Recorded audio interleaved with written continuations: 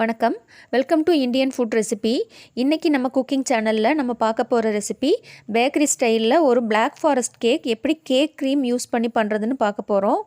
இது ரொம்ப ஈஸியான ரெசிபி தான். நீங்களும் வீட்டில் ட்ரை பண்ணி பாருங்கள். வாங்க எப்படி பண்ணுறதுன்னு பார்க்கலாம். ஒரு மிக்சிங் பவுல் எடுத்திருக்கேன். அதில் ஒரு ஜல்லடை வச்சுட்டு இந்த மாதிரி அதில் 1 கப் அளவுக்கு மைதா மாவு உள்ள ஆட் பண்ணிடுறேன். அதை ஆட் பண்ணிவிட்டு நல்லா சலிச்சு எடுத்துக்கோங்க. கட்டி எதுவும் இல்லாத அளவுக்கு நல்லா சலிச்சு எடுத்துக்கலாம்.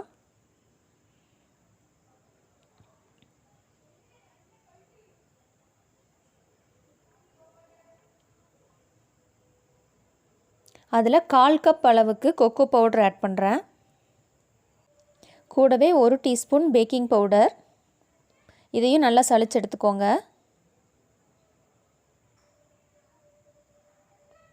நம்ம இன்றைக்கி பேக்கிங் சோடா யூஸ் பண்ண போகிறதில்ல. அதுக்கு பதிலாக தான் நம்ம கேக் க்ரீம் யூஸ் பண்ண போகிறோம். இதை இந்த மாதிரி ஒரு ஒயர் விஸ்க் வச்சு நல்லா மிக்ஸ் பண்ணிக்கோங்க.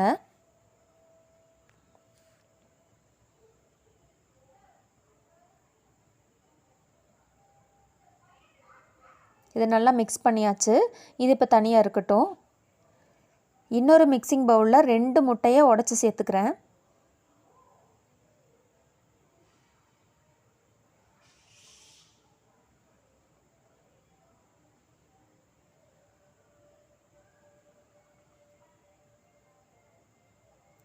கூடவே கொஞ்சம் கேக் க்ரீம் ஆட் பண்ணுறேன். 1/2 டீஸ்பூன் அளவுக்கு எடுத்துக்கிட்டிங்கன்னா போதும். 1 டீஸ்பூன் வெனிலா எசன்ஸ். கூடவே ஒரு 1/4 கப் அளவுக்கு ஆயில் ஆட் பண்ணுறேன்.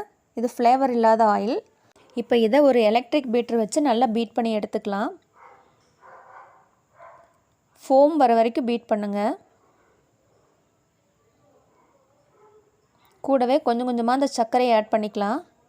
சர்க்கரையை பொடி பண்ணி தான் ஆட் பண்ணணுன்னு அவசியம் இல்லை. நம்ம எலக்ட்ரிக் பீட்டரில் பீட் பண்ணுறதுனால அது நல்லா கரைஞ்சிரும். அதனால் அப்படியே முழுசாகவே சர்க்கரையை சேர்த்துக்கலாம்.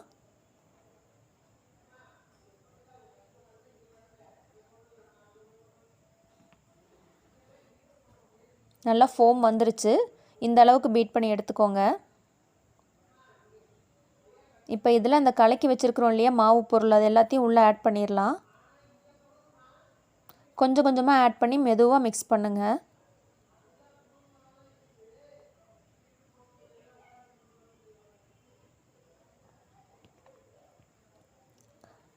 இது கொஞ்சம் கெட்டியாகும்போது இதோட கொஞ்சம் கொஞ்சமாக பால் மிக்ஸ் பண்ணிக்கோங்க.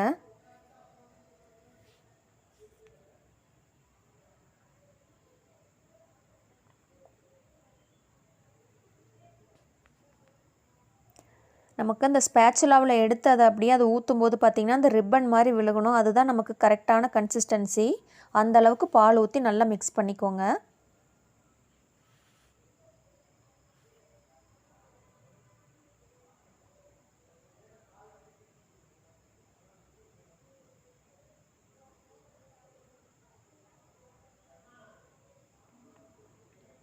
மீதி இருக்கிற எல்லா மாவையும் நான் உள்ளே ஆட் பண்ணிடுறேன்.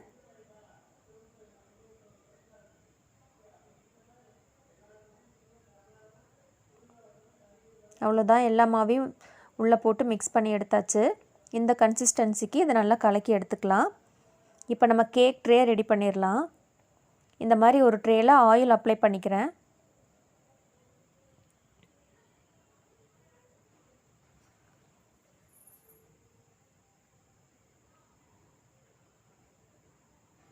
கூடவே கொஞ்சம் உள்ள மைதா மாவு ஆட் பண்ணி அந்த ட்ரேயோட எல்லா இடத்துலையும் படுற மாதிரி நல்லா ஸ்ப்ரெட் பண்ணி விட்டுடலாம்.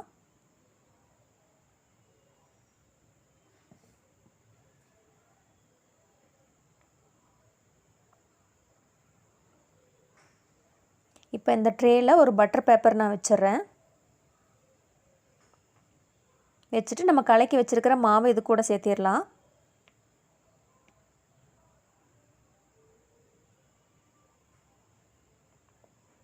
இதை நல்லா டேப் பண்ணிக்கோங்க. அப்போ தான் உள்ளே இருக்கிற அந்த ஏர் பபிள்ஸ் எல்லாம் வெளியே வரும். பாருங்கள் எவ்வளோ பபிள்ஸ் இருக்குதுன்னு சொல்லிட்டு.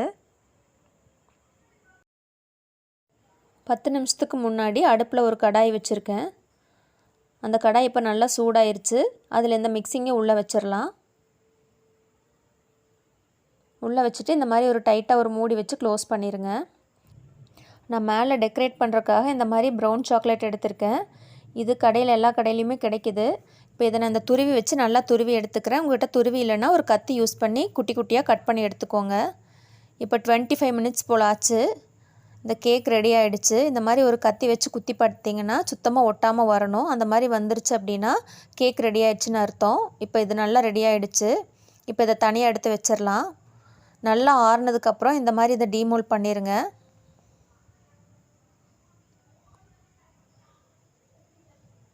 நம்ம கேக் சூப்பராக வந்திருக்கு. நல்லா ஸ்பான்சியாக வந்திருக்கு.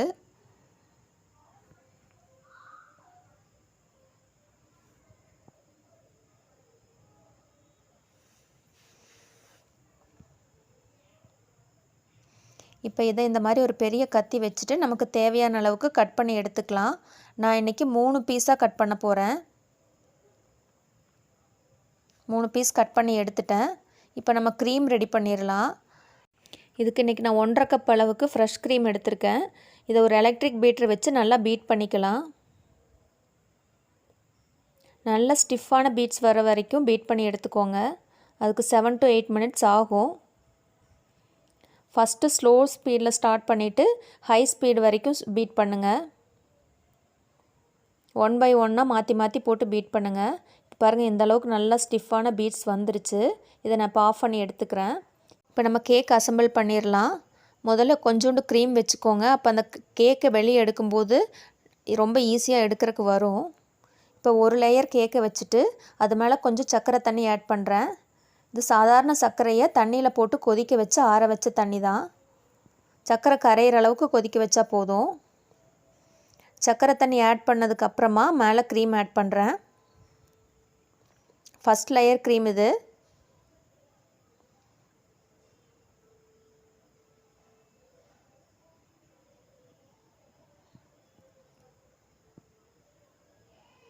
இந்த மாதிரி க்ரீம் ஆட் பண்ணிவிட்டு செகண்ட் லேயர் கேக்கு நம்ம மேலே வச்சிடலாம். இப்போ இது மேலே சேம் அதே போல் சர்க்கரை தண்ணி ஆட் பண்ணிடுங்க.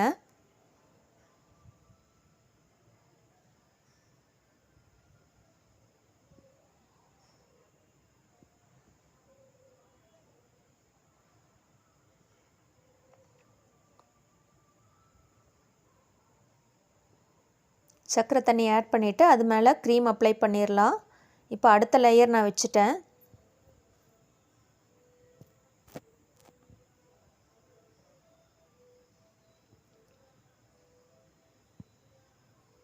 இது மேலே சைடில் எல்லாமே ஃபுல்லாக நம்ம க்ரீம் அப்ளை பண்ணிடலாம்.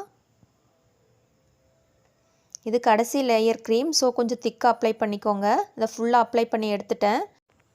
இது மேலே நம்ம பொடி பண்ணி வச்சுருக்கிற சாக்லேட்டை வச்சு டெக்கரேட் பண்ணிடலாம். இந்த மாதிரி எல்லா இடத்துலையும் படுற மாதிரி சாக்லேட்டை மேலே நல்லா தூவிடலாம். நான் ஃபுல்லாக தூவி எடுத்துட்டேன். இப்போ இதுக்கு மேலே நமக்கு விருப்பமான மாதிரி நம்ம டெக்கரேட் பண்ணிக்கலாம். நான் இன்றைக்கி பாதி அளவுக்கு டெக்கரேட் பண்ணியிருக்கேன். பாருங்கள் கேக் சூப்பராக ரெடி ஆயிடுச்சு. இதை கட் பண்ணியாச்சு. பாருங்கள் எவ்வளோ சாஃப்டாக சூப்பராக வந்திருக்கு அப்படின்னு. நீங்களும் இதை உங்கள் வீட்டில் ட்ரை பண்ணி பாருங்கள். ட்ரை பண்ணி பார்த்துட்டு எப்படி இருந்துச்சு அப்படின்னு எனக்கு கமெண்ட்டில் சொல்லுங்கள். இந்த வீடியோ உங்களுக்கு பிடிச்சிருந்துச்சுன்னா என்னோடய சேனலை சப்ஸ்கிரைப் பண்ணுங்கள். உங்கள் ஃப்ரெண்ட்ஸ் அண்ட் ஃபேமிலியோடு ஷேர் பண்ணுங்கள். தேங்க்யூ ஃபார் வாட்சிங்.